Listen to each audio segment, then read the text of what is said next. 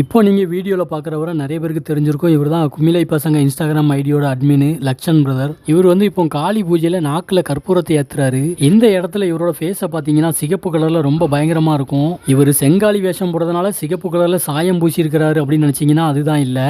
எப்போவுமே ஒருத்தங்க சாமி ஆடுறாங்கன்னா அவங்களுக்கு ஃபஸ்ட்டு குலதெய்வம் தான் இறங்கும்.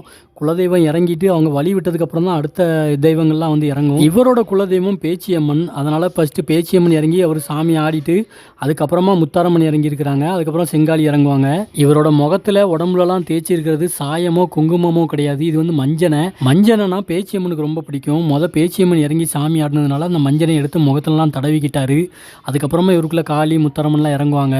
இவர் சாமி ஆடி அருள்வாக்கு எல்லாருக்கும் சொல்கிறதுக்கு முன்னாடி நாக்கில் இந்த மாதிரி கற்பூரத்தை ஏற்றுறாரு. நிறைய பேர் அருள்வாக்கு சொல்றதுக்கு முன்னாடி தான் நாக்கில் கற்பூரத்தை ஏற்றுவாங்க. இந்த இடத்துல பாருங்க, கரெக்டாக முத்தாரம்மன் போட்டோக்கு முன்னாடி எவ்வளோ அற்புதமாக இருக்குதுன்ட்டு. அருள்வாக்கு சொல்றதுக்கு முன்னாடி நாக்கில் எதுக்காக கற்பூரம் ஏற்றுறாங்கன்னு இப்போ நிறைய பேருக்கு புரிஞ்சிருக்கும்.